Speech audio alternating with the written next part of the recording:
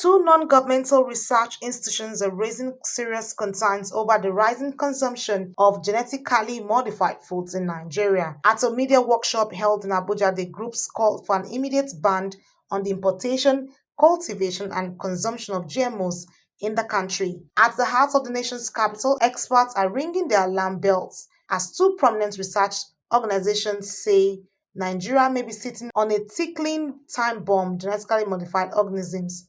During a sensitization workshop for journalists at the National Assembly, the Center for Food Safety and Agricultural Research and the Center for African Policy Research and Advocacy called on lawmakers to halt all GMO-related activities. Right of our people to healthy, cultural, and appropriate and sustainably produced food through ecologically sound and self-determined systems is being gradually eroded.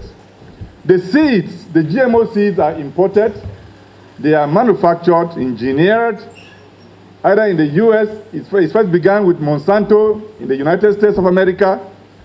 Monsanto ran aground with a lot of litigation as a result of the health hazards, the emergent health hazards that accompany the genetically modified organisms, and of course, their ubiquitous demand for pesticides, agrochemicals.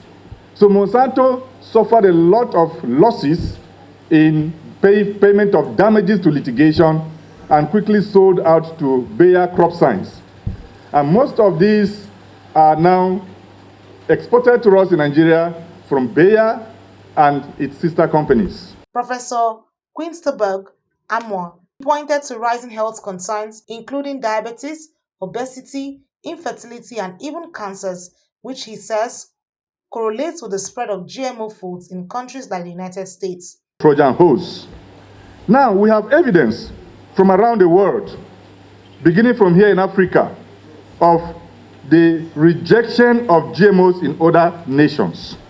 We have had this discussion in the national space for the greater part of last year, but it is worth sustaining, and we are calling on the media, you who are the soul of society, because we are not here with any item to sell. We are not selling anything. I'm a Nigerian academic, a researcher, and I research to know the facts. And that is why we are here to deliver those facts to save our compatriots. Now, take Tanzania. Tanzania is food sufficient by 129% without GMOs. They banned GMOs, they suspended GMO trials. The former President John Magufuli emphasized using local indigenous seed varieties to ensure national food control. And that was sustained. And today, Tanzania is producing food by 28-29% more than what they can consume as a nation. So they sell it out as an official national policy without GMOs. And that is a positive example to show us that if Tanzania, that shares many characteristics with our nation, Nigeria, can achieve this, we can even do it better. Director of the Center for African Policy Research and Advocacy, Dr. Segun Adebayo, criticized current agricultural policies and the dominance of multinational seed companies. The experts also decried the 2021 Seed Variety Act, warning it could criminalize indigenous seed practices and worsen dependency on foreign corporations. They are also urging the National Assembly to amend the Biosafety Management Act and ensure Nigeria's food system prioritizes health, ecology, and self-reliance over corporate interests. How do we ignore the post-harvest losses? There's a report that Nigeria accounts for 40% post-harvest losses annually. If we are losing 40%, and this is one of Tanzania's secrets, they addressed their post-harvest losses to reduce it. Why don't we focus on reducing our post-harvest losses and have food sufficiency? Why are we going to GMO? There is patented technology that we don't know what is inside. First of all, you don't know what is inside. You're not a part and party to the programming inside those things. You don't have a say in it. Other countries are banning it. We have documents to show all the countries in the world that have banned it and why they banned it.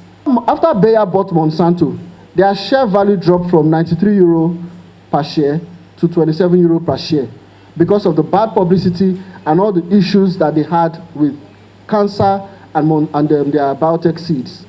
So due to the drop in share value, they couldn't go to India or they couldn't go to Asia because of many issues they have in Asia. There was a scandal in Asia. You can also check it up. Just search on Indian farmers' suicide.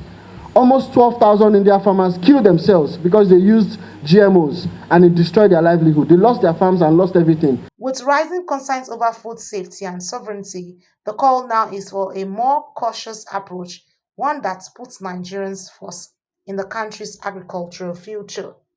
Aniti Patrick, Core TV News, Abuja.